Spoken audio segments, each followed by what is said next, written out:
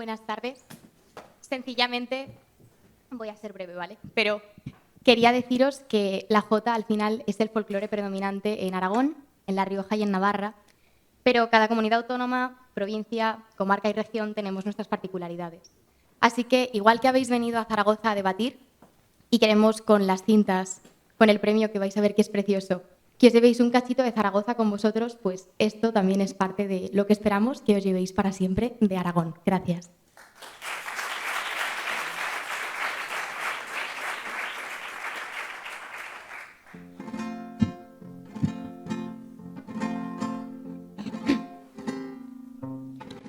Suspiros de mi garganta,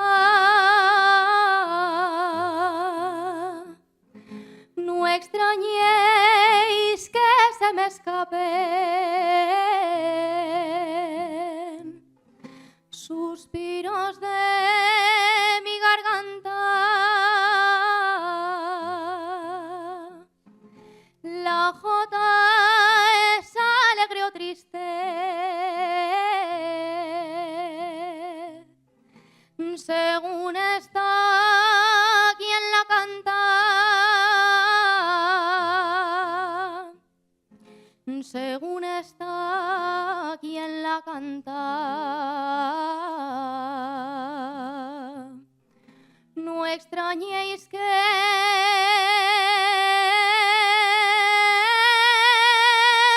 se me escape.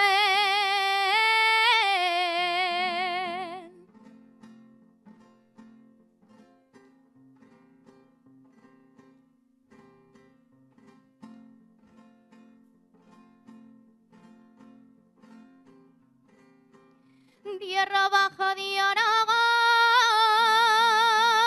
con tu jota y tus tambores. Tierra baja de Aragón, eres folclore y cariño, eres arte y tradición. Eres arte y tradición, con tu jota y tus tambores. Muchas gracias.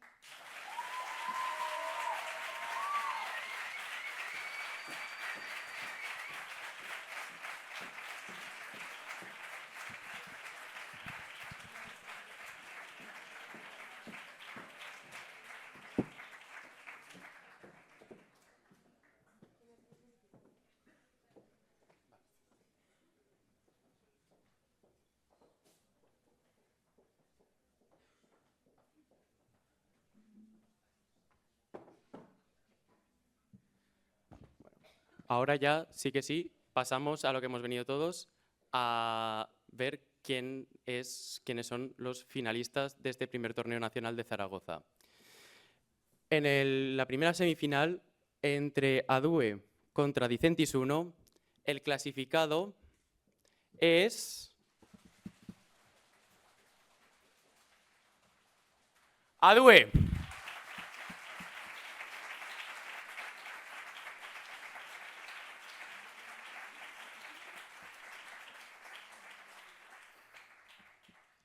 Y en la segunda semifinal, realizada por Aduma 1 y ESADE, el clasificado para la final es Aduma.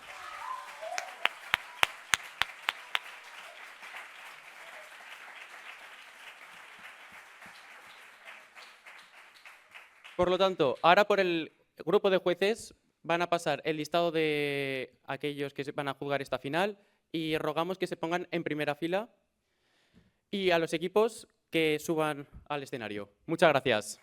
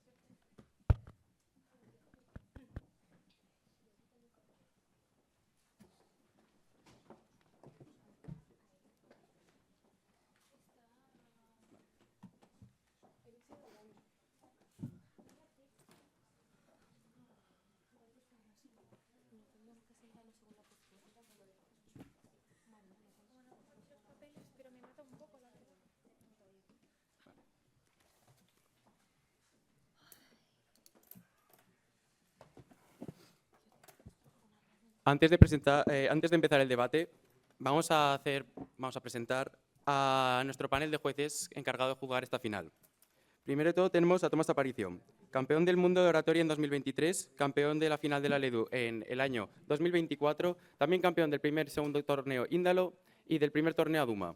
Entre otros reconocimientos a mejor orador y mejor primer refutador en el ámbito del debate académico. En el ámbito de modelo BP fue campeón del cuarto BP SEPI de este 2025. Luego también conforma el panel Ángel Domingo, director técnico de comunicación de LEDU, con experiencia formativa de más de 2 décadas en tres continentes dentro del ámbito universitario, corporativo e institucional. Consultor internacional de comunicación 360 para empresas y administraciones, speech and media trainer, colaborador en medios y analistas de debates electorales. También tenemos a Alberto García Chaparro, que fue campeón del mundo de oratoria en 2024. Además de ser campeón de la LEDU de este año, en 2025, campeón nacional y mejor orador en más de 15 torneos durante 8 años de experiencia. También tenemos a Marc Gómez Villalonga, graduado en Derecho y Máster de Acceso a la Abogacía, cofundador de la Asociación de Debate Balear, semifinalista en LEDU 2022 y 2023 y campeón nacional en 5 ocasiones en debate académico. Luego tenemos a Rodrigo León, secretario de la Asociación de Debate de la Universidad de Zaragoza desde 2022 hasta 2024.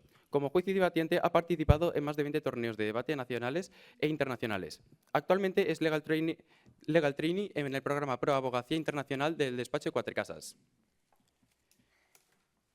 También tenemos a Rocío Membrives, graduada en Derecho en la Carlos III, subcampeona de España en debate universitario en los años 2024 y 2025, campeona del tercer torneo Índalo y profesora de debate AUDE entre 2023 y 2024. Y por último tenemos a Álvaro Pineda, subcampeón LEDU 2024-2025, campeón de distintos torneos nacionales y premiado en diversos títulos individuales. Y con esto cerramos nuestro panel y damos comienzo al sorteo de posturas. Muchas gracias.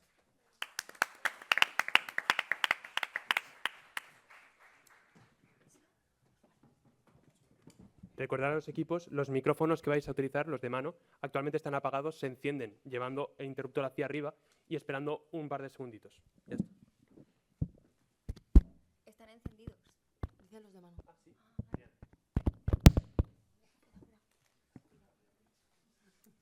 Cuidado con hablar en mesa. Lo mantenemos.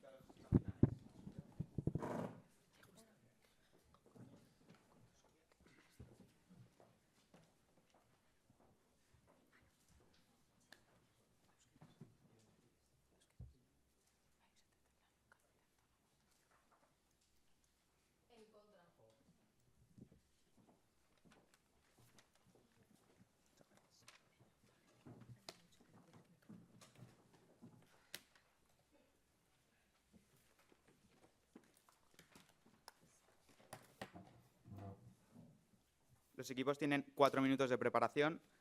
El resultado del sorteo es ADUE a favor, ADUMA en contra.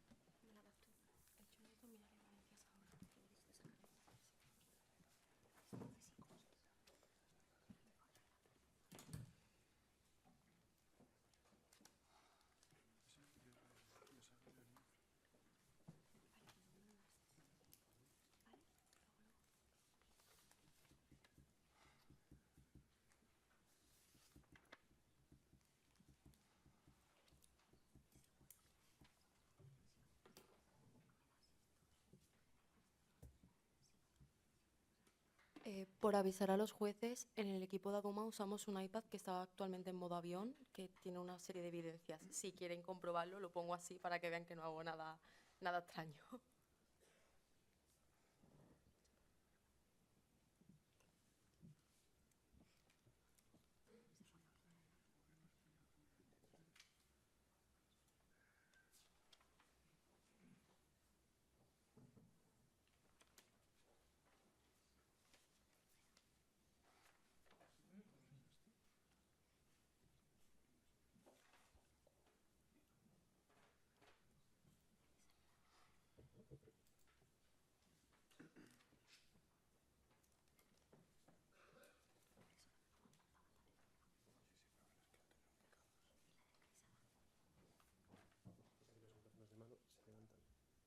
aquí esperando un par de segundos. ¿Y atril para dejarlo pensando, eh?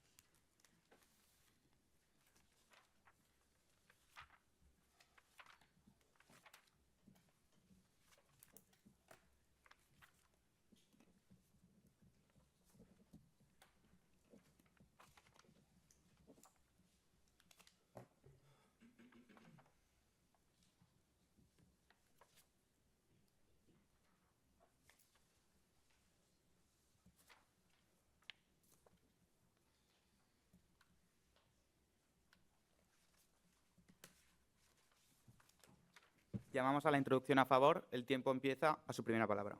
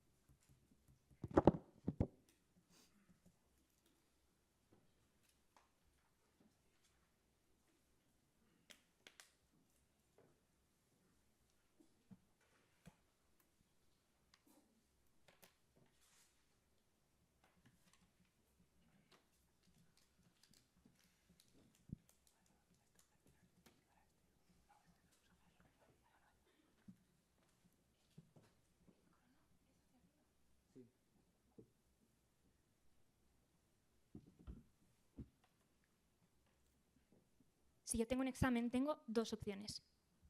Si este examen es dentro de 2 meses, yo tengo dos opciones. Por un lado, puedo o bien empezar a estudiar ahora y poco a poco ir adquiriendo los conocimientos, o bien puedo esperar hasta el último día y beberme 14 cafés e intentar aprobar con un milagro la última noche.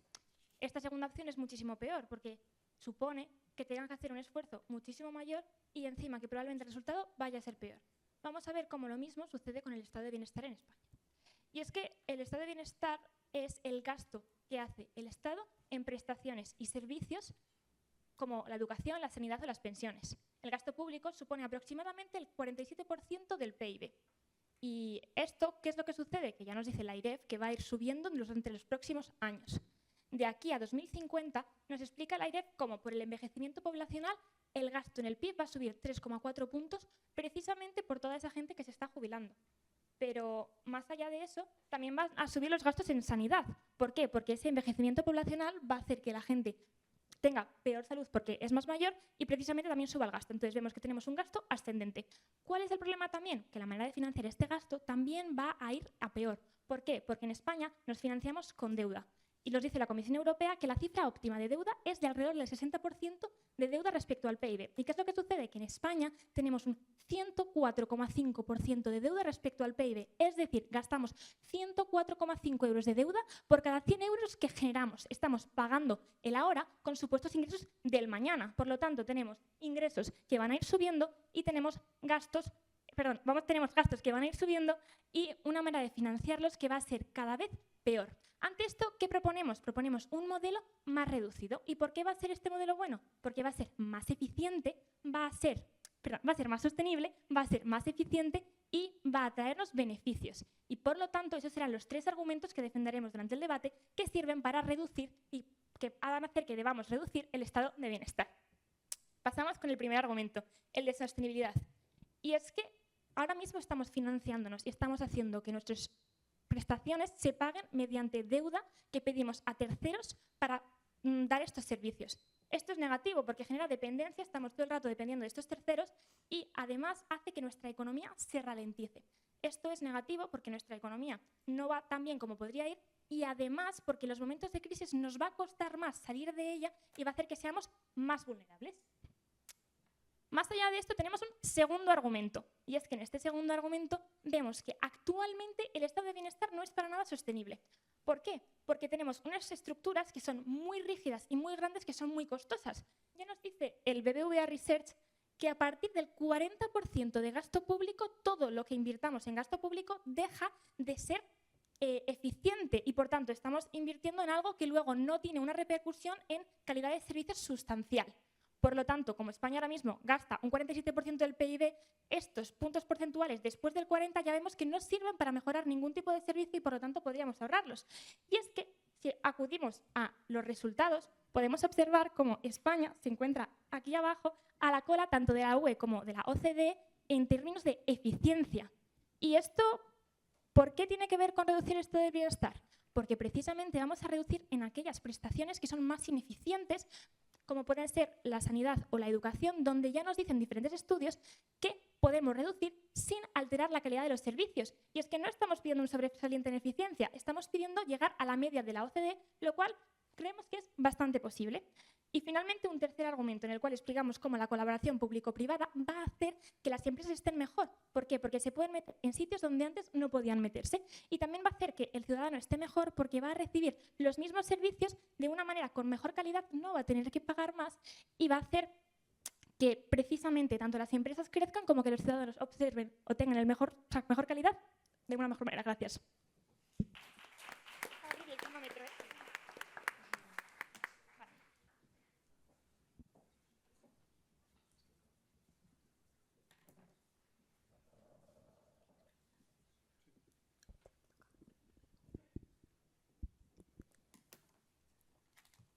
Muchas gracias, compañera. ¿Puedo disminuir el gasto público sin que sea en bienestar? Compañera, tal vez pueda hacerlo, pero tendrá que demostrarme cómo, por qué y sobre todo que sea suficiente, porque el gasto público ya vemos que sobre todo es gasto en pensiones, en sanidad y en educación, que es parte del bienestar. No solo eso, sino que además estamos diciendo que podemos precisamente reducir en aquellas partidas sin afectar a ningún tipo de calidad. Por lo tanto, su gasto o esa disminución será menos lesiva en tanto en cuanto no afecte. Gracias, compañera. ¿Y por qué lo hace específicamente en bienestar? ¿Cuál es el punto? Precisamente lo que decíamos, porque tenemos 2 partidas que son educación y sanidad, donde podemos reducir ese gasto sin tener empeoramientos en los resultados. En tanto en cuanto yo puedo tener menos gastos sin empeorar resultados, es ahí donde debo recortar.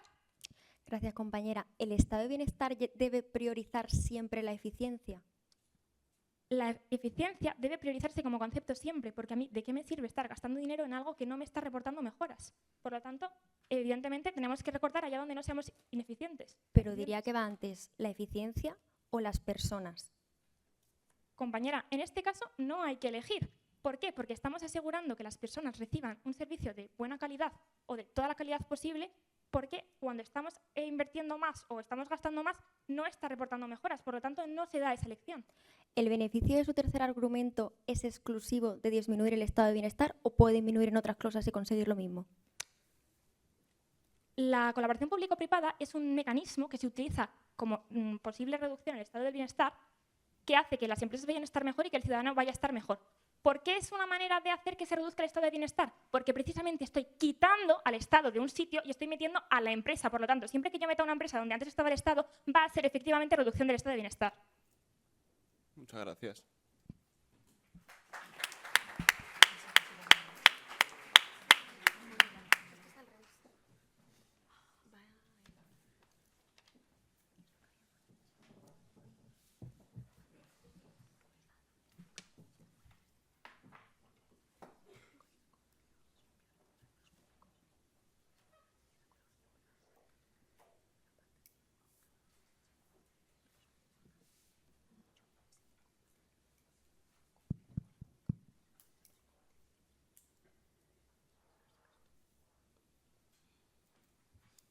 Había una vez un anciano dedicado a cuidar una frondosa arboleda. Esta arboleda todo el pueblo le decía que debía de talarla, que ocupaba demasiado espacio, que le dedicaba demasiado trabajo. Sin embargo, él nunca les hizo caso, porque sabía que esta arboleda era su sombra en verano y su cobijo en invierno, y que los frutos que sacase de aquí sería lo que le permitiría hacer que su familia siguiera comiendo.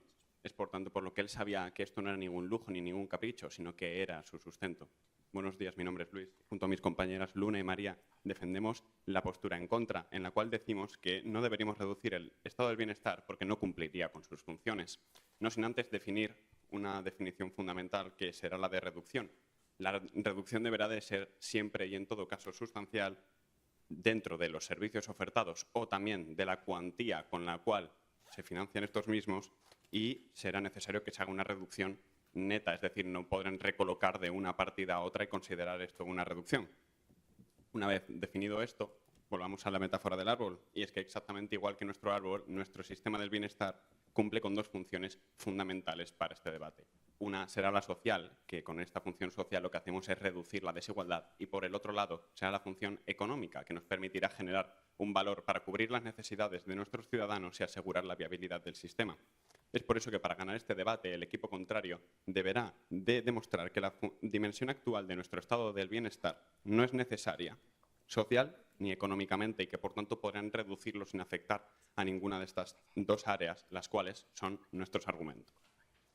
Un primer argumento social en el que decimos que no deberíamos de reducir el estado del bienestar porque implica reducir su capacidad y el impacto social que tiene a la hora de efectivamente reducir la desigualdad con sus ciudadanos. Porque si el sistema equipara, reducir este sistema que no se equipara será incrementar la desigualdad. El estado del bienestar, al fin y al cabo, actúa como un gran redistribuidor. Todos aportamos en función a la capacidad que tenemos y recibimos en función a la necesidad que tenemos. Pues bien, esto es exactamente lo mismo que nos dice el Gobierno de España en el año 2020, y es que, según ellos, se basa la acción protectora del Estado en reducir la brecha de la desigualdad. Y me dirán, ¿por qué es necesario que el estado del bienestar sea el que se encargue de reducir esa brecha de desigualdad? Pues bien, porque la Red Europea contra la Pobreza en el año 2024 nos dice que esto no lo vamos a poder conseguir solamente haciendo crecer la economía, sino que es fundamental y esencial la acción del estado del bienestar para que esas personas realmente puedan cubrir sus necesidades.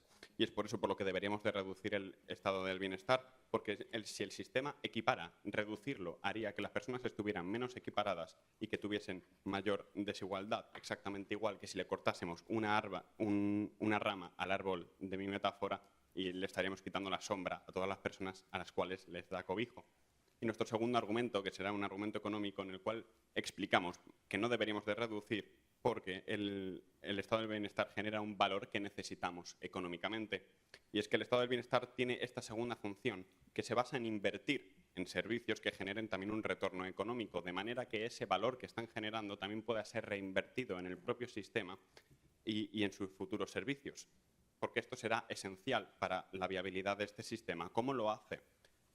Pues mediante el mecanismo del factor multiplicador. El multiplicador social del gasto, que lo que significa es que cuando el Estado está invirtiendo en algo, genera un gasto, este mismo aumenta la producción y el ingreso económico. Es decir, si yo le pago la educación a una persona, esta persona podrá después producir más y también aportar al sistema más. Por lo que no solamente nos devolverá lo que invertí, sino que nos devolverá más. Y deberíamos de reducir el estado del bienestar porque, como han visto, su función actual no deberíamos de reducir porque es necesaria social y económicamente. Muchas gracias.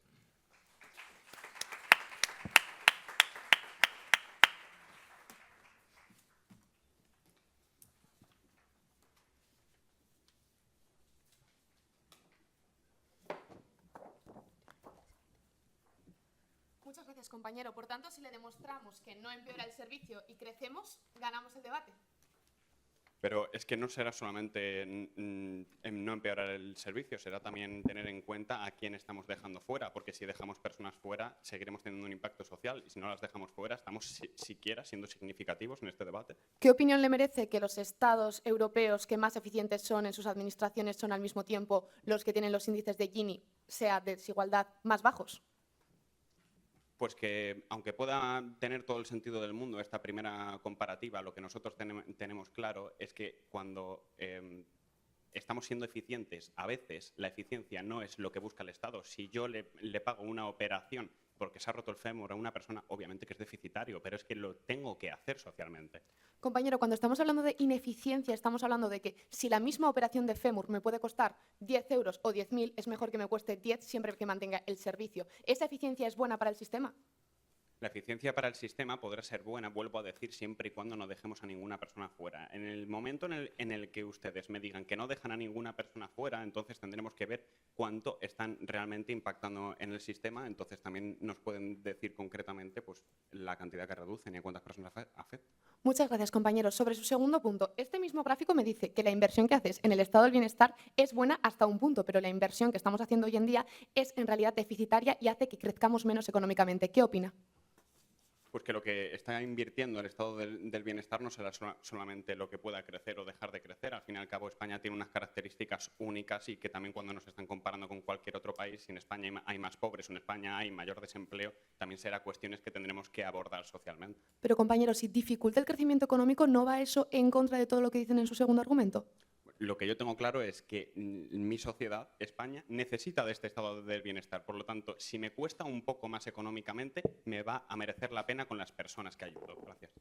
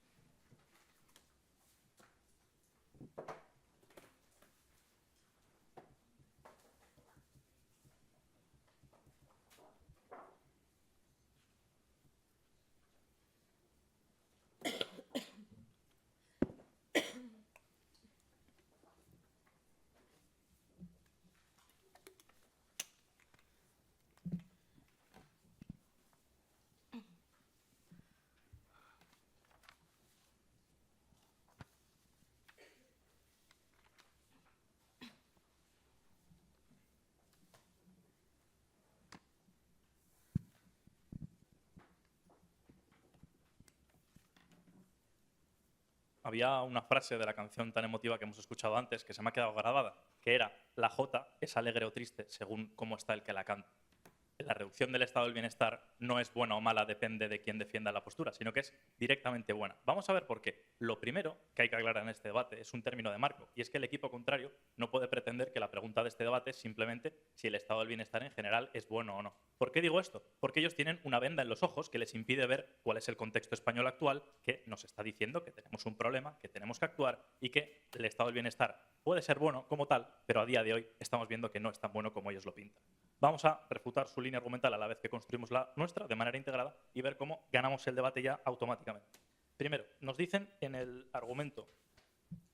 Primero vamos a explicar nuestro primer argumento de sostenibilidad, en el que explicamos que efectivamente tenemos un problema. Tenemos un problema porque nos estamos cada vez financiando más a costa de la deuda. Y se preguntarán, ¿esto por qué es malo? Pues el Banco Central Europeo nos dice en este estudio que cuando asumimos una deuda mayor del 100% de nuestro PIB es cuando empiezan a suceder problemas. ¿Qué problemas? Problemas como que los acreedores ya no se fíen de nosotros y entonces bajen las inversiones privadas en nuestro país, lo que hace que se reduzca el PIB, lo que hace que se reduzca el empleo y lo que hace que tengamos efectos negativos en la economía. Contexto actual. También nos dice este informe del Banco Central Europeo que en el momento que tenemos una deuda tan grande, también somos más vulnerables ante los efectos de una crisis, porque tenemos menos capacidad para hacerle frente, algo que ya hemos visto en España en el año 2008, cuando veíamos como países vecinos como Alemania, que estaban mucho menos endeudados, eran capaces de salir antes que nosotros y sufrían mucho menos por esto. Entonces, primero, tenemos una necesidad a nivel de sostenibilidad de nuestro modelo, porque esto no puede seguir estando así, que el equipo contrario omite en todo momento y estamos viendo que es algo fundamental que tenemos que atacar. Ahora, pasamos a construir nuestro segundo argumento que choca con el tercero suyo. Segundo suyo, porque ellos nos dicen, en su segundo argumento económico, básicamente, que pagar el estado del bienestar tiene un retorno, entonces que es bueno seguir invirtiendo porque esto me genera un retorno y entonces estoy creciendo. ¿Cuál es el problema? La venda en los ojos que lleva el equipo contrario, porque eso puede ser verdad a nivel general, pero a día de hoy no lo es. Y esto ya lo demuestra Joana en el examen cruzado, cuando te enseña este gráfico tan bonito de color azul, que te dice que a partir del momento en el que yo gasto más de un 40% de mi PIB en gasto, esto va hacia abajo a niveles de efecto del PIB per cápita y efecto de bienestar. Es decir, soy ineficiente porque ya no puedo, por mucho más que gaste, no puedo mejorar más. Por mucho que Aduz hubiese gastado más dinero en la comida, era imposible mejorar las patatas con torrezno que nos hemos comido, que eran increíbles. Esto es exactamente lo mismo. Y esto es lo que sucede. A partir de un 40 ya no es eficiente, tenemos un 47. Y aquí está el punto, y aquí está nuestra propuesta en el argumento 2, argumento de eficiencia. ¿Por qué? Porque precisamente los sectores donde somos más ineficientes son los pilares del estado del bienestar, la educación y la sanidad. Un estudio de la Universidad de La Laguna, que analiza más de 300 hospitales públicos de España, nos dice que el sistema sanitario es tan ineficiente que desperdiciamos más del 22% del gasto total en sanidad. Porque, por ejemplo, estamos comprando medicamentos que no sirven para nada y que luego nadie utiliza y encima por un precio muy elevado. Solamente reduciendo la brecha que hay de eficiencia o mejorando la eficiencia en el sector sanitario podríamos ahorrar más de 22.000 millones de euros. Pero es que por otra parte tenemos la educación y es que la Comisión Europea nos dice también que solamente incrementando un 25% la eficiencia de nuestro sistema educativo, que también desperdicia una gran cantidad de dinero, también podríamos ahorrar más de 15.000 millones de euros, lo que resultaría en un ahorro total de 40.000 millones de euros. Antes de continuar, María. En su línea, entonces, ¿la significancia no está reñida con afectar a gente? Significancia le demuestro, en tanto que estoy ahorrando una cantidad de dinero, que es precisamente lo que iba, que me va a permitir bajar de ese 100% de deuda, lo que hace que ya no tengamos este problema y que a largo plazo siga mejorando. Y además, que dejemos de gastar un 47%, que es tirar el dinero a la basura, a gastar menos de un 40% para ser eficientes. Y precisamente el bienestar es lo que vengo a demostrar en el tercer argumento. ¿Por qué? Porque estamos diciendo que, por ejemplo, una de las medidas para ser más eficientes, que es la colaboración público-privada, tiene un beneficio para la empresa y un beneficio para el ciudadano. La empresa tiene más posibilidades de estar en el sector público. Esto nos dice un estudio del Economic and Social Research Council, que hace que la empresa crezca, que innove más, que compita más y que genere más empleo. Esto ya para la empresa. Pero para el ciudadano, que es lo que le preocupa al equipo contrario, pues podemos ver precisamente qué es lo que ha sucedido en España cuando hemos implementado un modelo de recorte del estado del bienestar a nivel de colaboración público-privada, por ejemplo, en la sanidad. El modelo de hospitales gestionados por una administración privada, pero dentro de la concesión la concesión público-privada, han hecho en Comunidad Valenciana y en Madrid que se reduzcan las listas de espera, por tanto ofreciendo un servicio de mejor calidad para el ciudadano que, nuevamente, no tiene que pagar, no estamos privatizando nada, es un servicio de mejor calidad. Y esto hace, según un estudio de la Universidad de Comillas, que precisamente aquellos centros sanitarios que tienen esta concesión son los que más satisfacción del cliente tienen en la Comunidad de Madrid, con más de un 95% de clientes satisfechos. Por tanto, tenemos una necesidad que ellos no ven y que tenemos que atajar, nuestro modelo es eficiente para cumplirla y encima no dejamos a nadie atrás. Muchas gracias.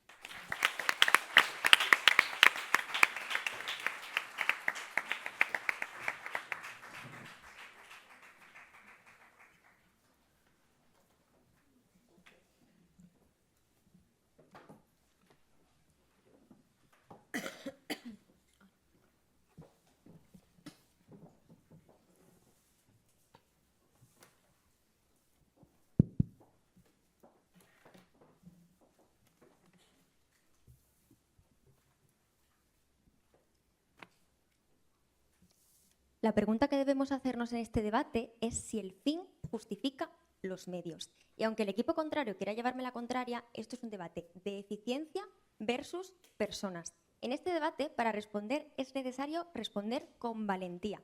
¿Qué quiere decir esto? ¿Que tengo que comprometerme con una cosa o con la otra? Porque ya se lo digo yo, lo afirmo, el estado de bienestar puede ser deficitario.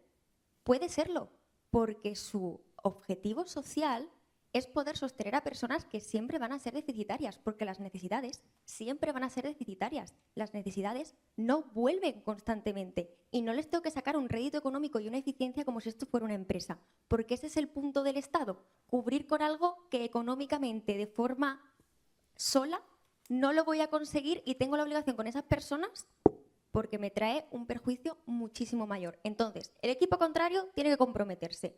O su medida es significativa y afecta a personas si entra por algunos perjuicios, o es tan leve que no es significativa y no responde a la pregunta. Y les invito a ser valientes, como lo soy yo. Todavía no voy a responder la pregunta. Entonces, ¿cuál es todo su problema? Que aumenta la deuda más del 100, ahora mismo ya estamos a más del 100, ¿por qué es malo y por qué tengo ahora esta prisa por hacerlo si ahora mismo ya estoy? ¿Cuál es la diferencia en el futuro respecto a ahora mismo? Ya estamos sobre el 100. ¿Qué diferencia hay a largo plazo de hoy? Esa es una buena pregunta para el equipo contrario. Su argumento de sostenibilidad, en el que me hablan de la dependencia y de lo vulnerables que somos a largo plazo, yo les hablo de un impacto social a corto plazo que tiene repercusión a largo. ¿Esto qué quiere decir? Que ellos disminuyen la dependencia a largo a costa de dejar a gente fuera en el corto. Lo que pasa es que no me lo están queriendo decir. Pero o esto es gracias a que estoy dejando a gente fuera o no es suficientemente significativo para responder la pregunta. Y en el de eficiencia me dicen que podrían alcanzar un 40, decimos que este 40 es aspiracional, esto es todo lo que podrían conseguir, no me pueden evidenciar que vayan a conseguirlo, simplemente que reducción de ineficiencia con otras cosas también sería posible. Y ya les he dicho que no busco la eficiencia porque el Estado no es una empresa, tiene una labor social indispensable para con las personas. Y un segundo argumento y un tercer argumento de beneficio, que simplemente me dicen que me trae otros beneficios, que ya les digo yo que puedo conseguir de otras formas que no suponen lastrar a la sociedad en el estado de bienestar y no dejar a personas fuera. Puedo hacer público-privado, todos sus beneficios me los puedo atribuir a mí misma y son coexistibles y yo los puedo tener. Pero tengo un problema con su política privado-pública, que es el impacto social también a corto plazo, que ellos solo piensan en el largo. Y es que si hago esto, no redistribuyo el dinero, que es el punto principal de nuestra línea. El punto del estado de bienestar es que todos metemos nuestro dinero en una bolsa según tenemos y según lo necesitamos nos lo reparte. En el momento en el que hay una parte del dinero que yo estoy metiendo a nivel privado, no hay redistribución.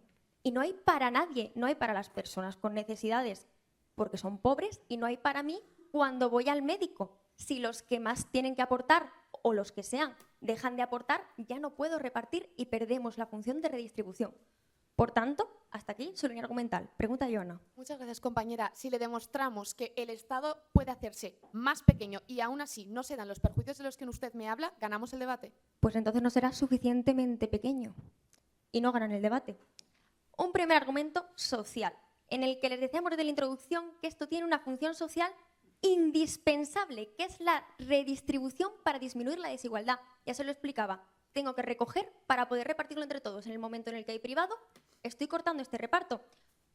Entonces, cuantos menos fondos tengo, menos puedo repartir y menos puedo disminuir.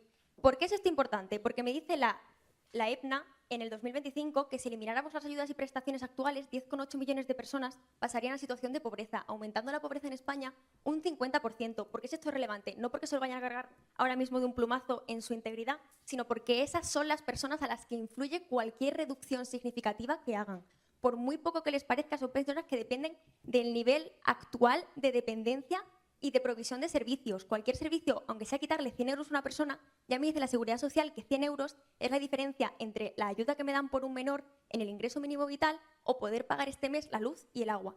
100 euros son significativos y dejan a personas fuera de forma importante. En el grueso de la sociedad, que los 10,8 millones de personas es un cuarto de la población, suficientemente significativo para que me importe. Y un segundo argumento económico en el que le decimos que aunque yo no tengo que generar valor, este propio generación del multiplicador hace que yo genere y me ayude a sostenerlo porque lo sigo necesitando y lo seguimos sosteniendo. ¿Por qué les decimos esto? Porque ya me dicen que la CaixaBank en 2023 que la formación disminuye el desempleo un 6%, que las universidades devuelven por 5 cada euro que invierto y que invertir en cuidados disminuye un 60% el gasto futuro en estos mismos cuidados. Por tanto, todo lo que invierto vuelve y siempre es necesario. Muchas gracias.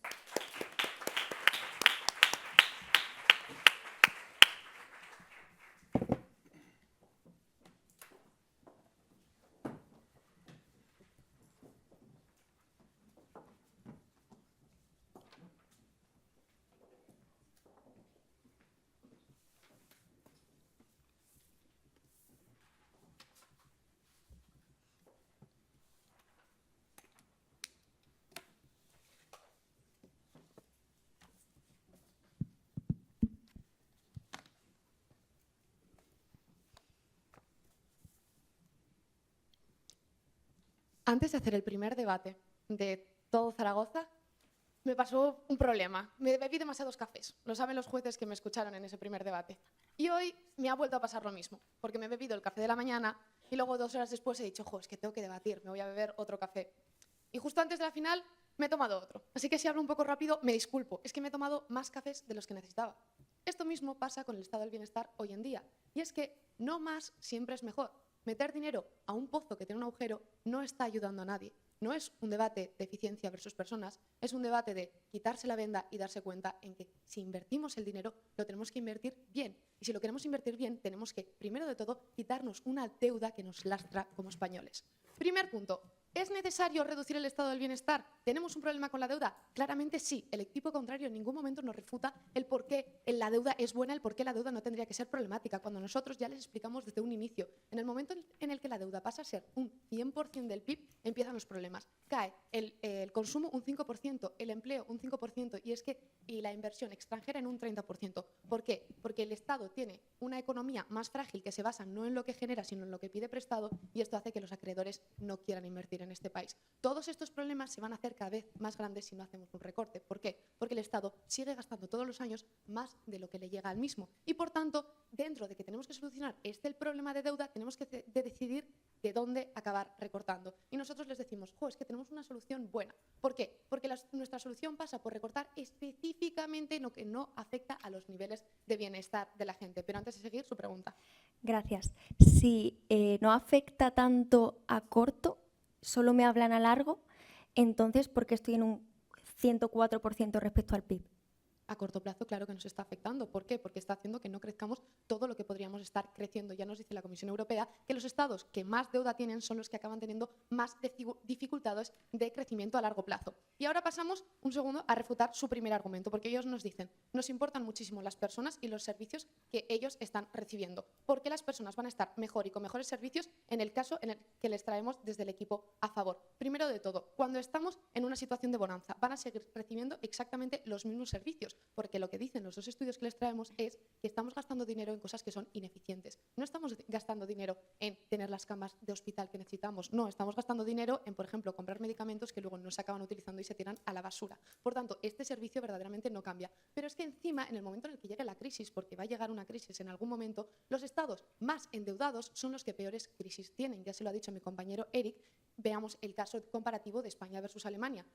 España y Alemania llegaron a la crisis de 2008 de manera muy diferente. España llegó con muchísima deuda, Alemania llegó con muy poca. Cuando Alemania tuvo la crisis, pudo pedir dinero prestado y se lo dieron a corto plazo y con bajos intereses. ¿Por qué? Porque se fiaban de que Alemania pudiera pagarlo porque Alemania no tenía deuda de base. Ahora España tiene deuda de base. Si España entra en una crisis, que en algún momento entrará, porque recordamos, la economía es cíclica, va a suponerle un enorme problema porque no le van a prestar más dinero. Y entonces estas personas realmente van a tener que ver unos recortes muy grandes que verdaderamente van a afectar a su calidad de vida. Por tanto, hagámoslo ahora que estamos en una situación de bonanza y que tenemos ineficiencias que podemos recortar sin recortar la calidad de los servicios, en vez de hacerlo después, a toda prisa, como hicimos en el 2008, lo cual va a afectar verdaderamente al bienestar de las personas. A corto plazo es posible y bueno, y a largo plazo es verdaderamente la única opción que nos salva de volver a pasarlo en lo que nos pasó en 2008. Pasamos a su segundo argumento, el argumento económico. Y es que ya vengo diciendo desde el turno de preguntas, más no tiene siempre que significar mejor. Sí, una buena base para el estado del bienestar puede ser bueno para la economía, siempre que no se vuelva demasiado grande, siempre que no sea demasiado pesado. Este mismo estudio nos dice que en el momento en el que los estados pasan de más de un 40% de gasto del PIB en todo lo público, esto lo que hace es que empiecen a ser ineficientes y que empieza a ralentizar el PIB. Y me preguntarán, ¿por qué es esto? Pues porque la empresa acaba teniendo cada vez menos espacio. Cuando la empresa tiene menos espacio, los estados acaban creciendo menos. Último punto, ¿por qué la versión que les traemos nosotros es verdaderamente suficiente para conseguir solucionar el problema que les traemos? Y segundo de todo, ¿por qué es efectivo y por qué se puede implementar? Porque el PPP y la eficiencia en el Estado, primero de todo, hemos visto que nos va a hacer ahorrarnos 30.000 millones de euros al año en gastos totalmente innecesarios. Esto cada año es algo que nos podemos estar ahorrando. Y no solo esto, porque va a hacer que el mercado se refuerce. ¿Por qué? Porque la colaboración público-privada funciona así. Yo antes tenía al Estado haciendo algo. Ese Estado ahora no va a ser aquel supuesto jefe de una empresa. va a elegir entre muchas empresas que se están peleando entre ellos por hacer lo que antes hacía el Estado y, por tanto, la empresa ganadora, la que me ofrece el mejor servicio más barato, va a ser el que le dé al ciudadano el servicio. Un servicio que va a ser mejor para el ciudadano y más barato para el Estado. Por tanto, ganamos todos. Muchas gracias.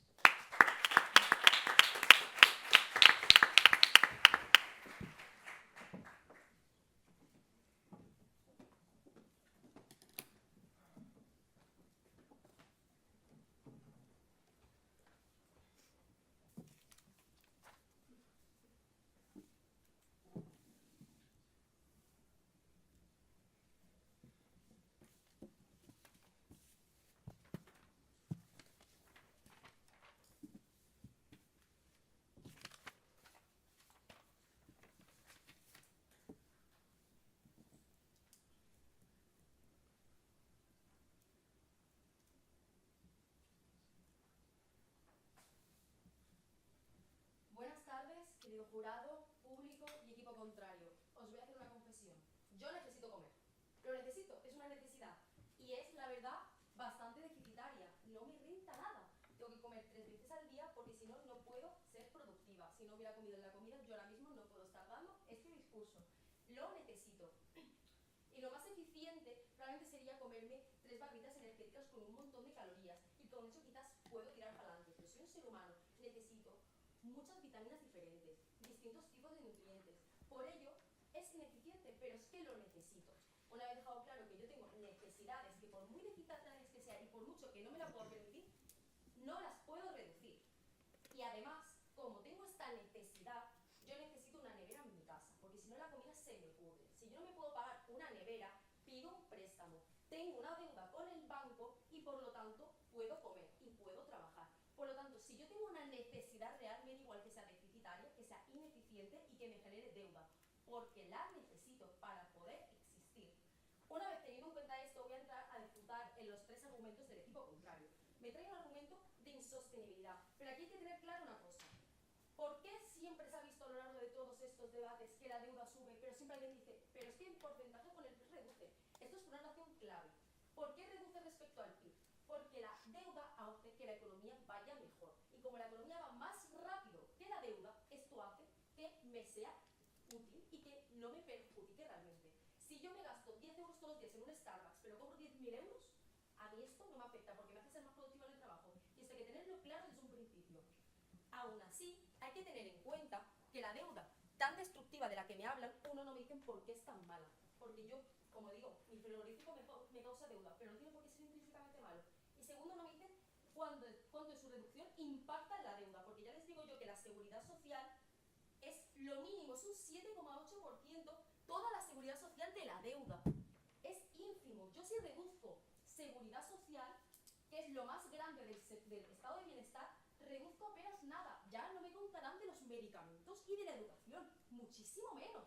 Por lo tanto, aunque yo tenga una deuda, hay cosas prioritarias que tengo que reducir. Además de que han sido un poco tramposos con el porcentaje del 47% del PIB, porque me hablan de gasto público. Gasto público es lo que yo le pago al presidente de sueldo. Gasto público son las carreteras. Gasto público no es solo estado de bienestar. El estado de bienestar es una parte del gasto público, pero no todo, y esto hay que tenerlo claro. 47% vale el gasto público y el estado de bienestar. Y esos medicamentos, ¿cuánto es? Porque es lo que me han dicho que es su única forma de bajar la eficiencia, que ustedes me han demostrado directamente.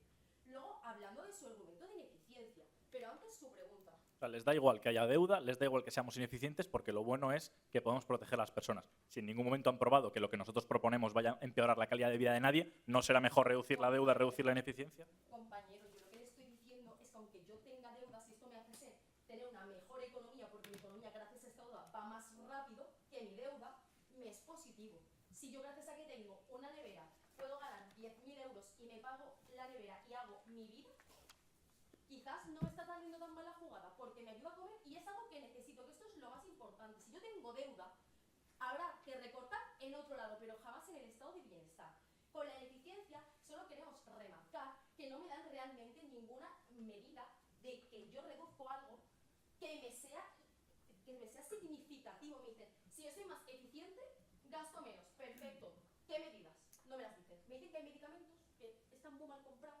Vale, hay medicamentos que están muy mal comprados. quítamelos. Pero ese dinero que te ahorras me lo sigues invirtiendo en el estado de bienestar, porque ustedes me han dicho que hay problemas en el estado de bienestar. Me han dicho que hay gente que tiene listas de espera, que la educación en algunos sentidos es muy mala. Perfecto, pues ese dinero que se ahorra me lo sigue invirtiendo. Como se mueve, no me está reduciendo el estado de bienestar. Mi estado de bienestar tiene el mismo tamaño, quizás más eficiente, pero eso es gestión, eso no es una reducción real. Y luego su último argumento, que era de colaboración privada y pública. Que aquí hay que tener clara una cosa. Yo puedo tener una colaboración privada y pública en ciertos aspectos y que esto no implica que yo tengo que reducir mi estado de bienestar. ¿Existen colegios concertados? ¿Esto implica acaso que yo tengo que reducir los públicos? No, que convivan. Pero aquí hay una realidad de los concertados, que no hace una función de distribución. Porque si yo me voy a un colegio concertado, cuando entro a bachillerato tengo que pagar. Y yo quizá mi familia no se lo puede pagar. Y me tengo que cambiar de colegio. Eso es una realidad. Porque eso de que vamos a tener los mismos servicios sin poner ni un duro es mentira. Porque si no, todo el mundo estaríamos en un colegio concertado si me dan mejor calidad. Pero es que no son suficientes, no hay tantos y no todo el mundo se puede permitir lo que es entera la educación allí. Y eso es una realidad que hay que asumir. Yo si quieren colegios concertados o quieren colaboración, perfecto, pero eso no implica que hay que reducir. Y al igual que me dicen que esta deuda no es necesario ni me lo justifican, que hay que pagarlo con deuda, la deuda, el Estado de Bienestar no la va a pagar. Muchas gracias.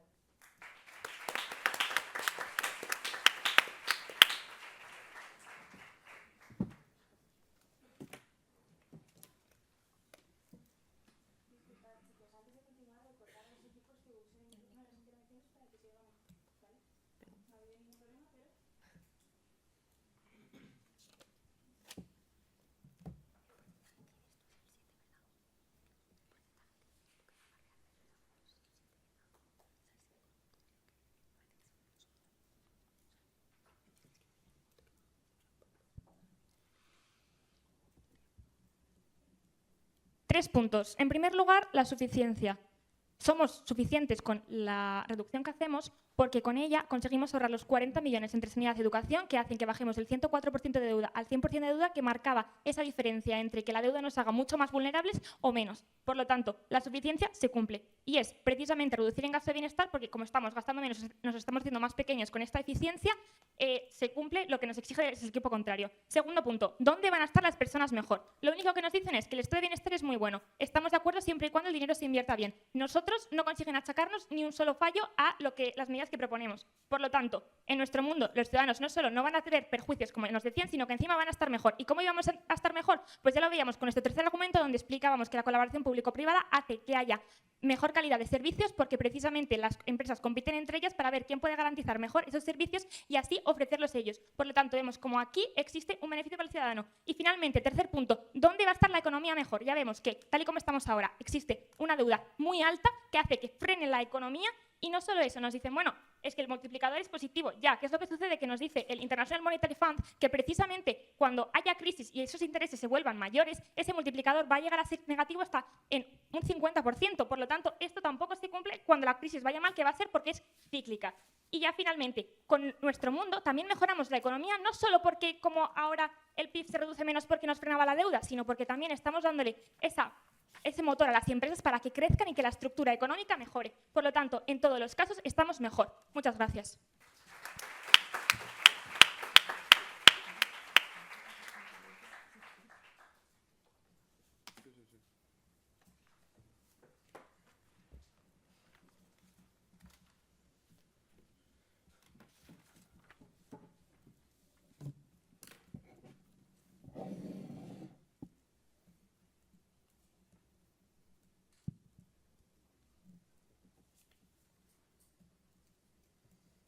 Tres puntos. El primero sobre la deuda. Nos dicen que vamos a tener un problema cuando venga una crisis y nos lo ejemplifican con España y Alemania en la crisis del 2008. Vale, yo me vengo un poco más para acá. En el año 2020 hemos tenido otra crisis y España ha salido liderando todos los índices económicos. Entonces, yo creo que su lógica quizá aplica a 2008, pero no aplica a cualquier momento. Así que no, la deuda en un momento de crisis no necesariamente va a ser peor. A lo que ha dicho al respecto del multiplicador, el multiplicador realmente se va a incrementar más todavía en un caso de crisis. No lo decimos nosotros, lo dice el Banco de España.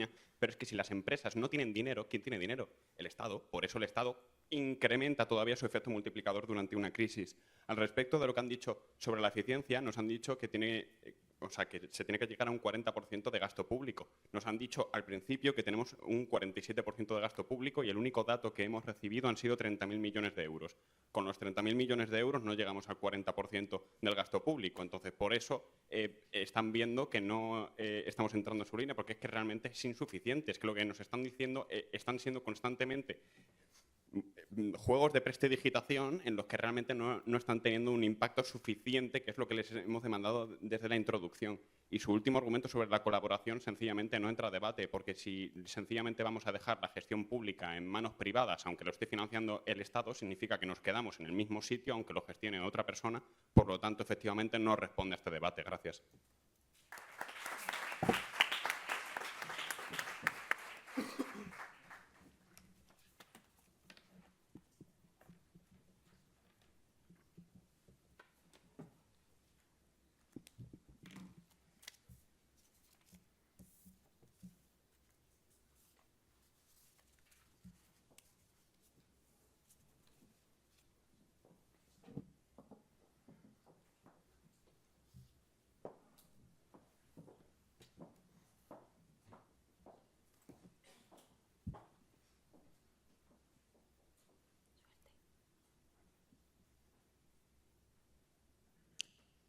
Cada vez que en mi casa hacemos una tortilla de patata, mi padre siempre hace de sobra. Y suele sobrar, porque a mi abuela se le olvida comérsela y lo dejo en el frigorífico. Pero siempre decimos lo mismo, mejor que sobre que no que falte. Mejor que un trocito se me pierda en el frigorífico a que si mi abuela verdaderamente ese día quiere comer con nosotros, no pueda hacerlo. En este debate, el equipo de ADUE tenía dos cargas. La primera era la significancia. Y ya le decía yo que su reducción no será suficiente cuando no vemos ningún efecto negativo y tenemos dos problemas. El primero era que su significancia primero era un 40% aspiracional, que no me dicen cómo van a obtener ni de dónde, y luego ya le decía a mi compañera que esto es a costa y justificado con el impacto del 7% de la deuda en seguridad social, que no es significativa y por tanto el fin no está justificando los medios. Y es que les preguntábamos que por qué el fin justifica los medios, porque nunca me llegan a demostrar su segunda carga, y es la extrema necesidad futura con una consecuencia significativa. ¿Por qué? Porque yo ya les he repetido en varias preguntas que por qué tienen tanta prisa y es tan perjudicial en el futuro porque pasan ese 100 si el mismo equipo de ADUE me dice que estamos en un 104. Entonces los perjuicios tendrían que estar aquí ya y tendrían que estar igual de preocupados por las consecuencias de hoy que por las consecuencias del futuro. En tanto en cuanto estas dos cargas no me las responden, entiendo que o su impacto no es suficientemente significativo o que el fin no justifica los medios. ¿Cuál es la clave de ponderación de este debate? ¿Dónde están mejor las personas? Estamos de acuerdo con el equipo contrario en qué es el punto. ¿Dónde están mejor las personas? Donde soy más ineficiente. Porque las necesidades son un pozo sin fondo que estoy dispuesta a asumir. Porque la eficiencia que ellos buscan es a costa de las necesidades de personas que son dependientes de este nivel de bienestar. Que a esto sí es significativo, porque ya os he dicho yo que es un cuarto de la población, tanto a corto como a largo plazo. Ahí está la significancia, en las necesidades de personas presentes y futuras que sí estoy cuantificando. ¿Cuál es la diferencia entre su mundo y el mío?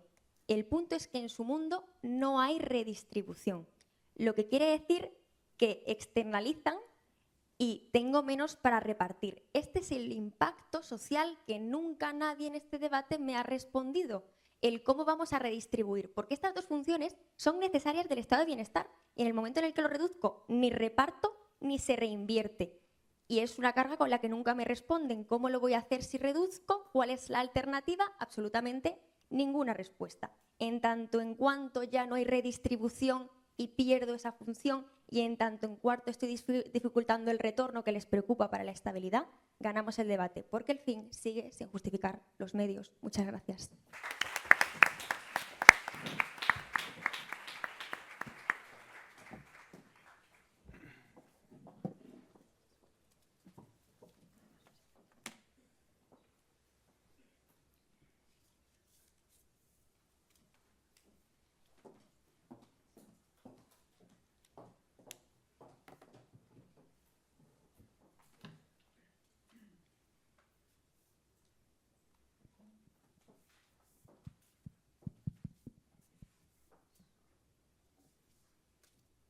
No hay más ciego que el que no quiere ver. Y es lo que le está pasando al equipo de Aduma.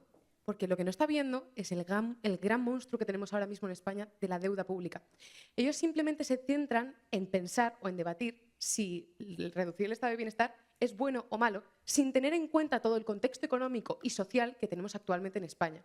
Recordemos cuáles eran las cargas de la prueba que tenía cada equipo en este debate para poder juzgarlo de manera correcta. Recordemos que la carga de la prueba que tenía el equipo de Aduma era que debían de demostrar que la inacción iba a ser sostenible a largo plazo. Y lo que tenía que demostrar el equipo de ADUE era que podíamos reducir justamente el gasto que íbamos a invertir en el estado de bienestar, que es lo que hemos hecho durante nuestra línea argumental, y además aceptábamos las cargas de la prueba que nos implantaban desde el equipo de ADUMA de que no tuviera perjuicios sociales y que no tuviera perjuicios económicos, y además demostramos que tiene beneficios en los dos ámbitos.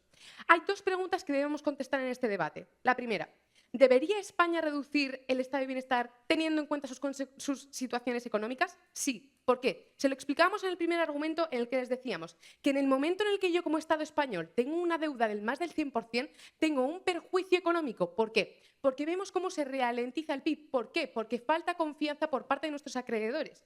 No solo eso, sino que perdemos capacidad de inversión extranjera, que justamente lo que hace es justamente que se crezca la economía, que es justo lo que le importa tanto al equipo contrario. Y es que la segunda pregunta que debemos contestar es si somos capaces de no dejar a nadie atrás. Y es que ya les decíamos en nuestro segundo argumento de eficiencia que sí lo somos. No tenemos por qué elegir entre bienestar y gastar. Lo que tenemos que hacer es centrarnos en dónde gastamos y optimizar lo que estamos gastando. Ya les decíamos que en el momento en el que nosotros conseguimos hacer una reducción en el gasto innecesario, tanto en sanidad como en educación, conseguimos un ahorro de 40.000 millones de euros que nos ayudan a hacer frente a ese monstruo de la deuda que les mencionaba al principio. El equipo contrario simplemente se ha centrado en inventar un modelo de reducción que en ningún caso es el que proponía el equipo de ADUE, porque nosotros lo que proponíamos era hacer un recorte del gasto innecesario y de esta manera poder asegurar que no dejamos a nadie atrás. Y es que vamos a su argumento social, y es que aquí simplemente nos dicen que el estado de bienestar tiene menos capacidad de minimizar las desigualdades sociales. Es que justamente les decíamos que en aquellos estados donde mayor eficiencia hay, como es en el caso de Suecia, es donde menor tasa de desigualdad social hay. Por tanto, vemos que la menor desigualdad va de mano de la mayor eficiencia y, por tanto, vemos que el gasto es innecesario. Pero es que no solo traemos esto, sino que traemos un argumento de beneficios exclusivos que en ningún momento han sido capaces de refutar. Y es que aquí ya les decíamos que en el momento en el que yo como Estado le doy permiso a las empresas privadas de poder cubrir los servicios que yo tengo que dar, pero no reduzco el acceso a los mismos, estoy consiguiendo que las empresas crezcan, y no solo eso, sino que tengo resultados favorables en la satisfacción de las personas que reciben este tipo de servicios.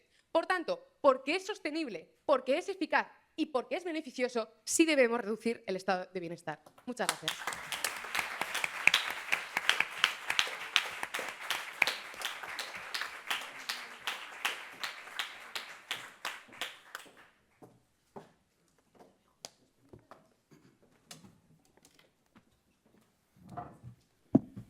Con esta última intervención damos por finalizada este debate final. Ahora los jueces procederán a deliberar durante 20 minutos en la sala que tenemos aquí en la parte trasera del escenario. Durante estos 20 minutos es un tiempo de descanso, podéis salir a tomar el aire, ir al baño, aprovechar, porque luego volveremos con la final de oradores, en la cual juzgarán todos los jueces aquí presentes. Y al final, después de esa final de oradores, daremos el resultado de esta fase final y la final de oradores. Muchas gracias.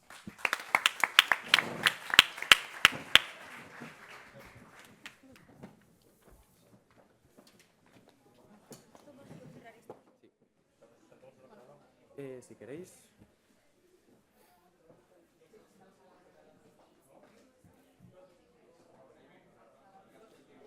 ¿Quieres hacerlo tú?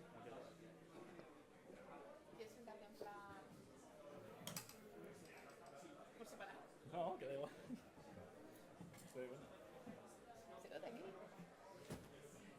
Aquí. Sí, amigo. Amistad. Vale.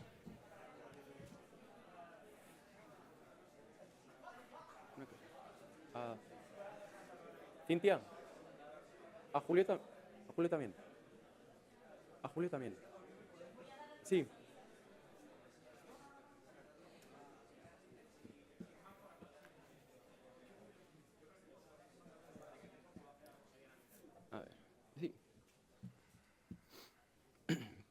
Vale. Esta fase final de oradores, como ya hemos anunciado antes, la pregunta va a ser si el dinero da la felicidad. Tendremos a Joana, que hará la parte a favor, el discurso a favor, y a Eric, que hará el discurso en contra. El sistema de votación va a ser por cada juez va a tener una papeleta y pondrá quién piensa que ha ganado.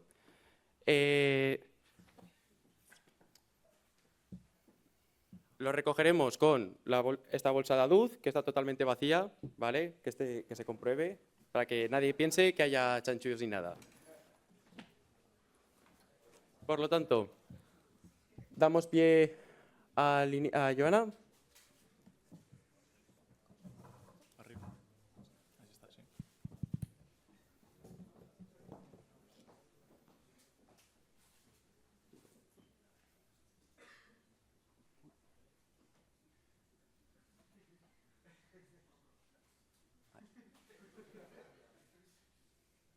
El dinero no da felicidad. La primera vez que escuché esta frase célebre, que todos habremos escuchado, fue de la boca de mi tío, Pedro, banquero jubilado de Ibercaja, de hecho. Y siempre me lo decía antes de darme 50 céntimos, que me los daba todos los domingos. Con estos 50 céntimos, en aquella época, me compraba unos fosquitos, unas pipas y 2 regalices. Siempre los rosas estos que luego tienen la mitad, bueno, muy ricos. Con eso me iba al parque y era mi día favorito de la semana, porque me comía las pipas con mis amigos. Y yo siempre me acuerdo de pensar, joder, pero si estos 50 céntimos a mí sí que me están dando la felicidad. Pensemos también en ese niño que el día de Reyes abre los regalos por primera vez y se ha encontrado el skateboard que quería, o los Legos, o en mi caso, la Barbie. Todas las Barbies las he tenido. Eso a ese niño también le da la felicidad cuando está jugando con sus primos, cuando se están enseñando esos regalos, cuando a veces nos la da incluso a todos, cuando salen las noticias y vemos a todos los niños felices. Porque eso también es felicidad. Ahora hemos crecido y mis momentos más disfrutones son diferentes. Es el ir a la playa y después de estar todo el día tirada con el salitre, comerme un helado, un calipo riquísimo. Eso para mí ahora es felicidad. O a veces, cuando ya no soy tan pequeña, que ese calipo se ha convertido en caña. Son pequeños momentos, momentos que me puedo permitir. Pero también son grandes momentos y grandes pasos.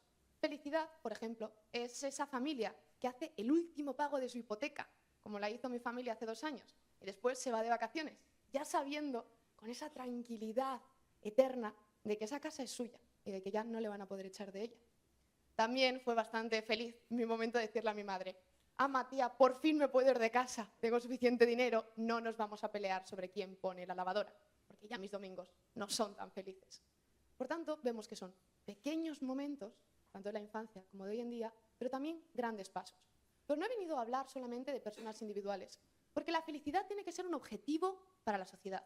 Queremos una sociedad de personas felices, queremos un mundo en el que las personas sean felices. Y sería inútil pensar que eso es posible si es un mundo con personas que no tienen dinero. Porque ¿cómo le vas a decir a alguien del 27% de la población española que está en riesgo de exclusión que el dinero no da la felicidad? Si muchas veces aquello que está entre su felicidad y ellos mismos es un muro grande de un color como verde, con un edificio en la mitad, un muro con un número, un muro que les sonará, porque es un billete. ¿Y qué hay al otro lado? Pues al otro lado muchas veces está estudiar en vez de ponerse a trabajar a los 16 años. Muchas veces está el tener una comida de Nochevieja de calidad, en el que toda la familia se pueda unir a comer unas gambas bien ricas. Al otro lado hay muchas cosas. Siempre que tiremos este muro. Porque no queremos convertirnos en ese influencer que va a Ghana y se intenta sacar una selfie con un niño empobrecido diciendo, oye chicos, es que qué felices son tan felices con tan poco. Porque tenemos que darnos cuenta de que si la felicidad es un objetivo social, el hecho de que todos tengamos unos mínimos vitales también es un objetivo para todos. Un objetivo en nuestra vida más íntima, porque quieres ayudar a aquellos que están a tu alrededor y no les quieres ver fastidiados porque no llegan al fin de mes. Uno también a nivel social, porque queremos un Estado que garantice que para nadie ese muro va a ser lo que les quite la felicidad, lo que haga que no lleguen a ser todo lo que ellos puedan ser, a nivel del mundo entero. No queremos que el país de al lado esté fastidiado sin dinero y sus habitantes tengan que estar viniendo en patera al nuestro para intentar conseguir esa ansiada felicidad. Sería ponernos una venda en los ojos, decir que el dinero no da la felicidad, porque tantísimas personas dependen de justo eso para conseguir sus metas, para conseguir sus momentos felices, para conseguir ser parte de una sociedad. De la misma manera que cuando yo era niña me gustaban esos domingos porque podía compartirlos comiendo pipas con mis amigos, hoy en día me gusta mi dinero porque puedo hacer que les diga a mis compañeros de debate: oye chicos, la gasolina a Zaragoza la pago yo, tranquilos, porque es mi ciudad de la suerte y vamos a ir a ganar este último debate y vamos a ir a ganar este torneo. Porque compartir el dinero es lo que nos da verdaderamente la felicidad. Porque el dinero bien compartido es bueno para ti, es bueno para tus compañeros y es bueno, por ejemplo, para ganar una final de una liga de debate. Porque el dinero verdaderamente es solo bueno si puedes mirar al que está al otro lado y decir: estamos bien los dos. Y sería ignorar y hacer que la sociedad fuera una sociedad peor, una sociedad en la que todos cerramos los ojos y decimos que el dinero no da la felicidad. Abrámoslos, démonos cuenta y hagamos algo para cambiarlo, hagamos algo para que todo el mundo pueda tener estos mínimos y para que nadie tenga que estar al otro lado de este muro. Muchas gracias.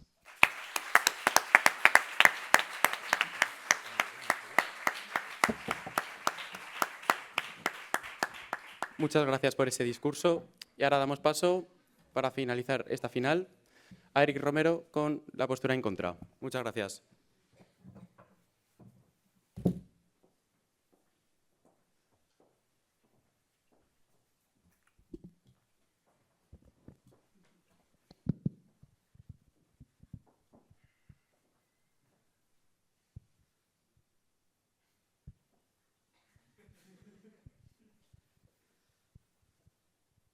Como acabamos de debatir la final y no he tenido mucho tiempo para preparar, voy a hacer algo muy sencillo, que va a ser contarles mi historia en el mundo del debate. Yo entro en el mundo del debate hace 5 años, cuando una chica entra en mi clase y nos dice que existe la asociación de debate dentro de nuestra universidad, de la Universidad del País Vasco. Entonces yo me apunto a la primera clase del curso. ¿Qué sucede cuando entro por la puerta? Que me encuentro con que me obligan a hacer un ejercicio que no me gustó mucho. El ejercicio consistía en leer un libro de macroeconomía con la voz de un comentarista de fútbol, pero peor todavía, después, con una voz sensual. Esto fue algo que a mí me dio una vergüenza increíble y que hizo que no volviera en absoluto a las siguientes clases de debate. Pero yo soy una persona que siempre he sido muy competitivo. Entonces, unos meses después, cuando vi que había un torneo interno de debate en mi universidad, dije: venga, me voy a apuntar porque seguro que es mejor que leer ese libro con la voz sensual. Me apunté y lo que vi fue que el debate era algo que realmente estaba chulo. Pero sobre todo, lo más importante fue que conocí allí a mi primer amigo de debate, mi amigo Aritz, que muchos de aquí conoceréis, que es el mejor del mundo. A partir de ese momento empezamos a ir a muchos torneos. En ese momento lo que estaba de moda en mi asociación era ir a torneos de BP, y nosotros íbamos a muchos. Conocimos poco después a Gaiska, que se volvió muy amigo nuestro también. Íbamos a muchos torneos de BP, los perdíamos todos porque no teníamos ni absoluta idea de cómo se debatía un torneo de BP, pero nos lo pasábamos muy bien. Después descubrimos que estaba el circuito de la LEDU, que estaba empezando a ganar fuerza de nuevo después de la pandemia. Y empezamos a venir a torneos clasificatorios nacionales. Fuimos al Séneca, fuimos a Duma, fuimos a Jaén, y poco a poco empezamos a ver que este formato nos gustaba un poco más y que podíamos mejorar y cada vez ser mejores. ¿Por qué les cuento todo esto? Se estarán preguntando. ¿Qué relación tiene esto con la pregunta? Pues una razón muy sencilla, y es que yo todo esto lo he hecho sin tener ni un duro. Y ustedes se preguntarán: bueno, pero para ir a tantos torneos habrás tenido que gastar mucho dinero. De hecho, Rodri, que es alguien con quien he hablado mucho de esto, estará pensando: joder, Eric, cuando yo estoy cada fin de semana en un torneo diferente y encima los jueces tenemos esta costumbre de ir siempre a un buffet de sushi en cada ciudad en la que estamos, evidentemente estoy gastando mucho dinero. Claro, pero Rodri, igual que Alberto, igual que Ángel, igual que Tomás, saben que eso no es suficiente, que simplemente con el hecho de poder tener el dinero para hacerlo, no me vale de nada si luego no disfruto de la experiencia que esto me da. Y esta es la clave por la que la respuesta a esta pregunta de oradores es evidentemente que no, porque el dinero es una condición necesaria, pero desde luego no suficiente, porque no es lo que me da la felicidad. Y aquí está básicamente la clave de todo esto y la respuesta a todo la final de oradores. Porque yo, cuando fui a mi primer torneo de liga interna, lo que me hizo feliz no fue poder tener el dinero para inscribirme. Lo que me hizo feliz fue ir allí, encontrarme a mi amigo Aritz y que se convirtiera en uno de mis mejores amigos. Lo que me hizo feliz de poder ir a tantos torneos de BP no fue tener el dinero para hacerlo, que nuevamente es algo necesario. Fue encontrarme a Gaiska cuando iba a Oviedo y ver que estaba casi tan enfermo como Aritz de la cabeza y que era alguien que congeniaba muy bien conmigo. Lo que me hizo feliz de poder ir a Baleares a debatir el año pasado no fue tener el dinero para poder pagar los vuelos, fue debatir por primera vez con Joana, con Martina y debatir también con mi novia Adelina, que era algo muy especial para mí.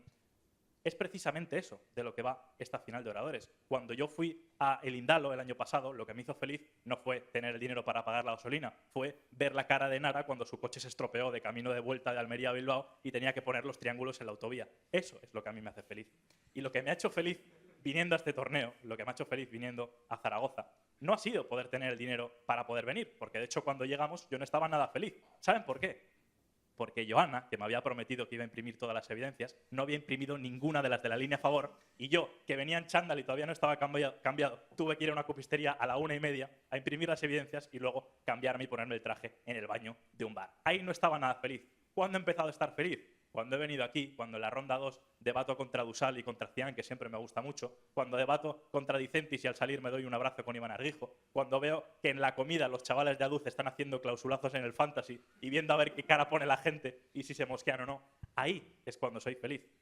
Por lo tanto, esto no va de si el dinero da la felicidad, porque ya estamos viendo, bueno, que nos puede ayudar y que puede ser algo necesario. Pero lo verdaderamente importante es que nos demos cuenta que en el momento que asumimos que es el dinero el que nos da la felicidad, no vamos a ser capaces de disfrutar de todo esto.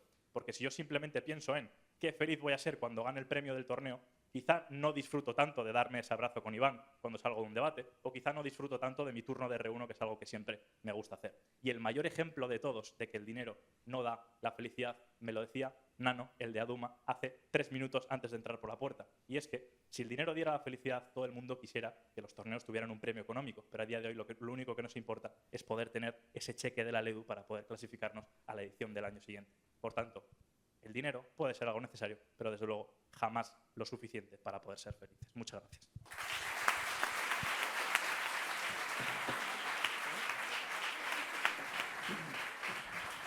Muchísimas gracias.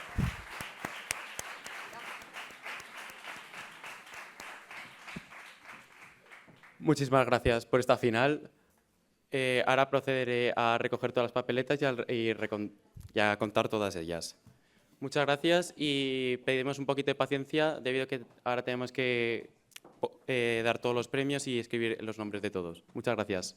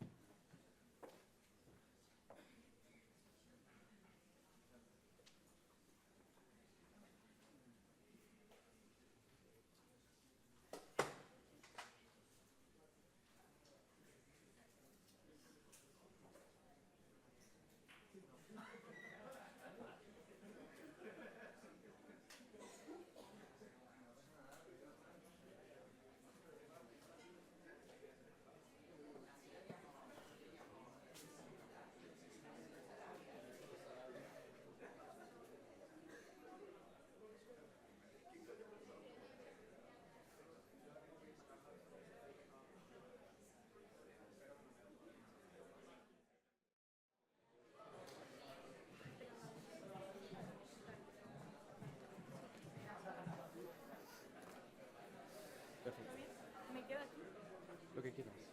Yo lo que sí haría es llamar a Julio, a todo el mundo que vaya a dar un premio. Sí, lo llamo antes. Claro. Y vamos subiendo. Lo que pasa es que voy a dejar las cosas ahí arriba. ¿Vale?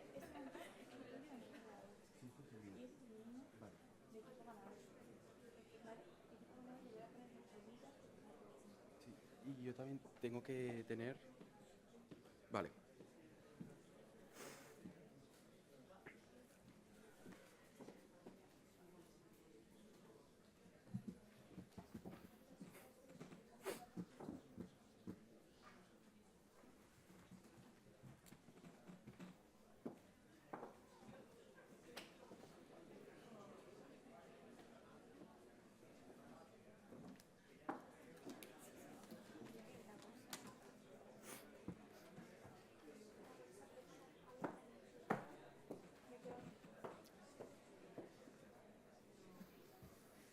Bueno, buenas tardes a todos. Llegamos ya a la recta final de este torneo, de este primer torneo nacional de Zaragoza. Lo primero de todo, antes de dar los resultados, quería agradecer. Agradecer primero a todos los equipos que habéis venido desde distintos puntos de España. Navarra, Madrid, Barcelona, Málaga, Salamanca, Bilbao, espero no dejarme muchos más. También a los jueces por hacer el esfuerzo de venir a ayudarnos a tener un criterio sobre este debate y tener alguien a quien poder confiar y que nos den estos resultados y decidir quién es el equipo que va a ir clasificado a la fase final. Luego, también quiero agradecer a todos aquellos entes, tanto públicos como privados, empezando por los patrocinadores, Banco de España, Julio Gil, por la conferencia que dio en la Facultad de Derecho, Popit, por todo lo que nos ha ayudado con este torneo, por la disposición que nos dio con las palomitas también en la Facultad de Derecho. Luego también agradecer a los colaboradores para tener, pues, dar algo que dar de obsequio a todos los debatientes y jueces, como puede ser Grupo La Casa o Martín Martín. Y por último también unizar, los espacios tanto a Unizar como a Fundación Ibercaja. Dentro de Unizar a la Facultad de Derecho y dentro de, para hoy por la mañana, a la Facultad de Economía y Empresa, y a Fundación Ibercaja por darnos este magnífico espacio para celebrar esta gran final. Por último, y creo que esto ya es algo más personal, agradecer a unas personas que han estado durante todo el proceso de construcción de este torneo. Quiero empezar por... perdón, pues a todo el equipo que tengo aquí, que ha estado conmigo tanto para redes sociales como para temas logísticos, como para ayudar a que todo funcione bien. Perdón.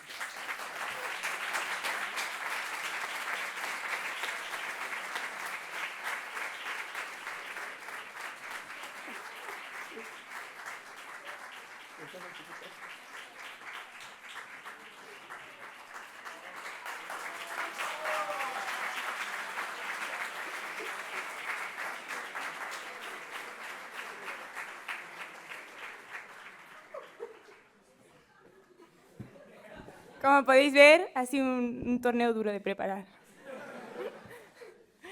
Bueno, reitero y me sumo a la emoción de Jaime en agradecer sinceramente a todo el equipo, más allá de la broma, porque organizar una primera edición de un torneo es difícil y a pesar de toda la gente con la que hemos contado y de todo el apoyo que se nos ha brindado desde todas las instituciones que ha nombrado Jaime, no deja de ser complejo y no deja de haber un equipo muy, muy potente a nivel académico, a nivel humano, y reitero y me sumo 100% a ese agradecimiento. Dicho esto, voy a continuar yo con la entrega de resultados, por lo que sea. Vale, por lo tanto, y sin más dilación, vamos a comenzar con el anuncio del ganador o la ganadora del mejor orador del primer torneo de Zaragoza.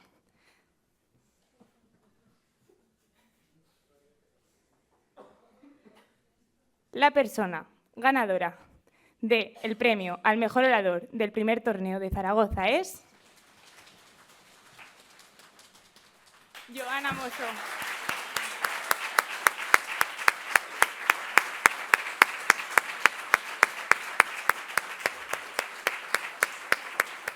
Llamamos también a Sonia.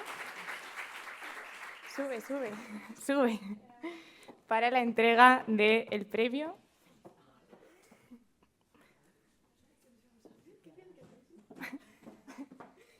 Si pudierais colocaros en el centro del escenario.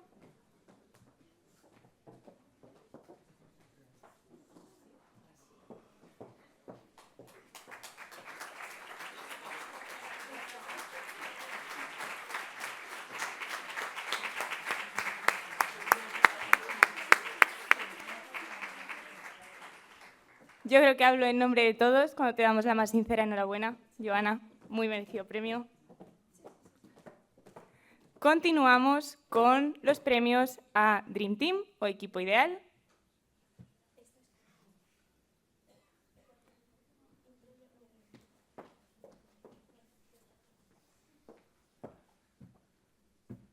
Estos premios los va a entregar el director del Banco de España de Zaragoza, Julio Gil.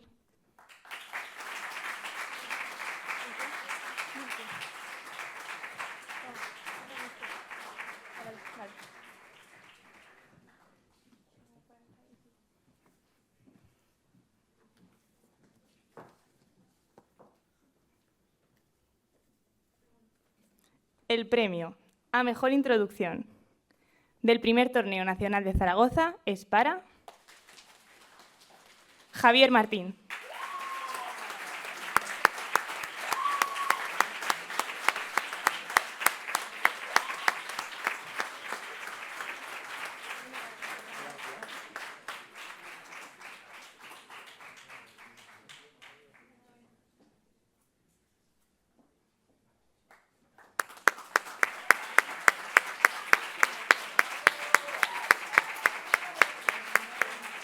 Javi, si te parece, colócate ahí que haremos foto de todo el equipo ideal. El premio para la mejor primera refutación del primer torneo nacional de Zaragoza es para Eric Romero.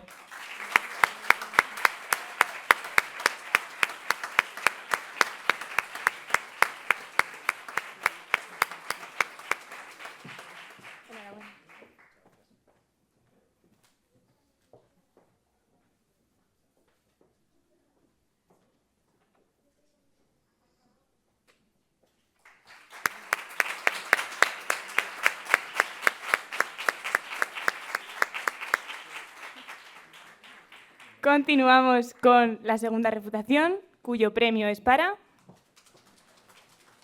Pablo Argibay.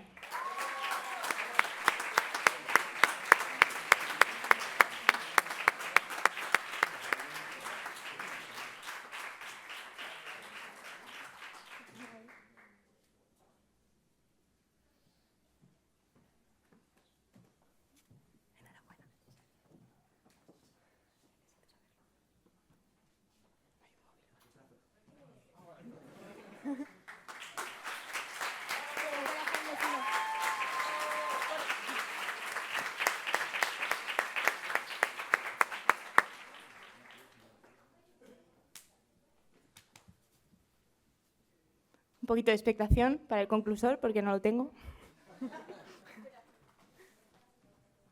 Perfecto, ya lo tengo. Disculpad. El premio a la mejor conclusión del primer torneo nacional de Zaragoza es para Enara Gaines.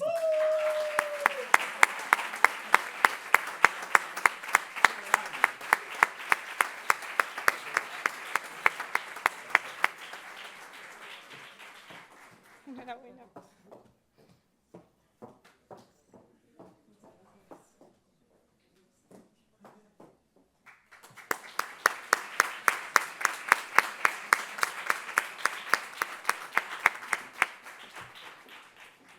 Quédate, Cintia.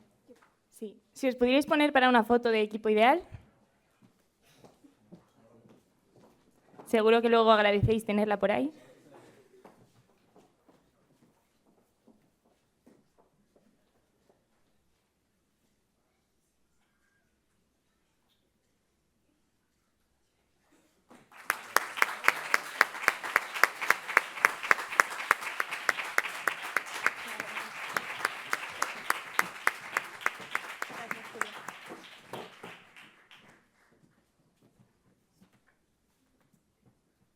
Y por último, y lo que todos estamos esperando, el ganador del torneo de la primera edición nacional de Zaragoza es Adue.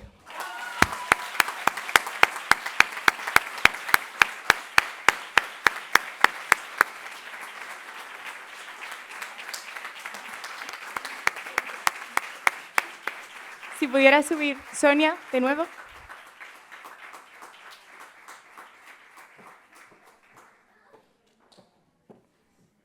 Suben todos, ¿no? Sí.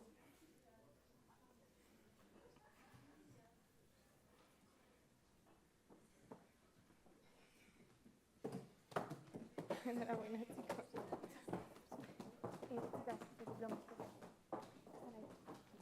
Ah, no. Están aquí.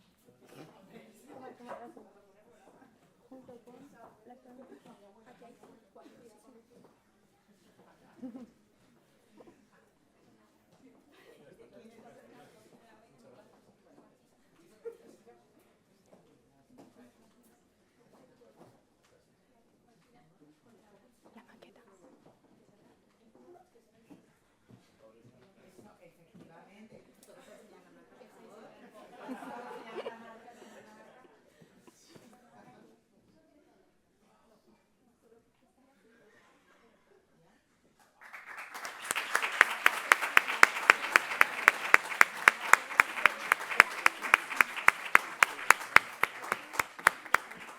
Quedaos ahí, por favor, que se os va a hacer entrega del trofeo de este primer nacional, que es una maqueta de madera réplica de la Basílica del Pilar.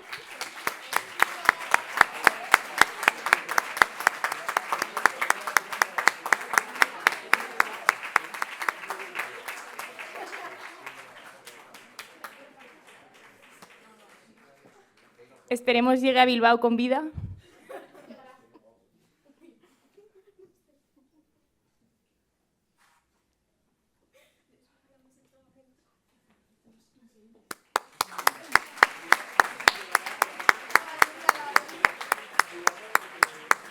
Jaime. Jaime, ¿quieres despedirte? Sí, sí. Enhorabuena, chicos. Ah, sí, por supuesto. Perdón, no os vayáis a ningún sitio. Llamamos a Ángel Domingo a que dé el famoso cheque de clasificación LEDU.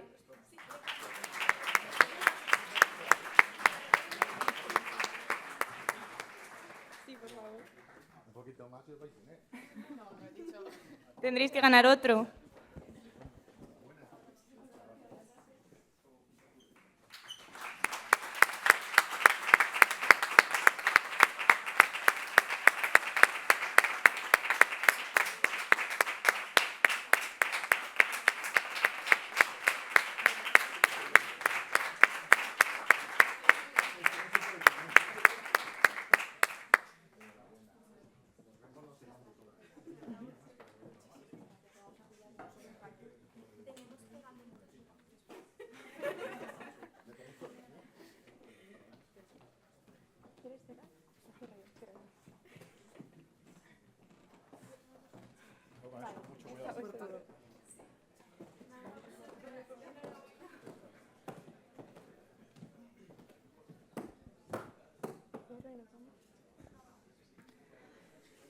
Dicho esto,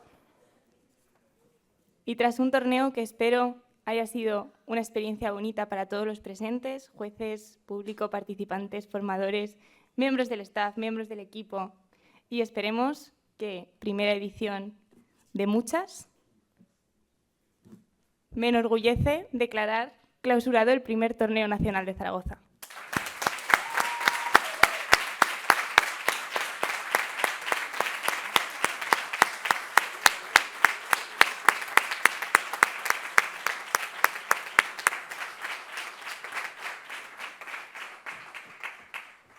Sí que os vamos a pedir abandonar el edificio relativamente rápido porque nos van a echar, y vuestra asistencia a la cena, que seguro es estupenda.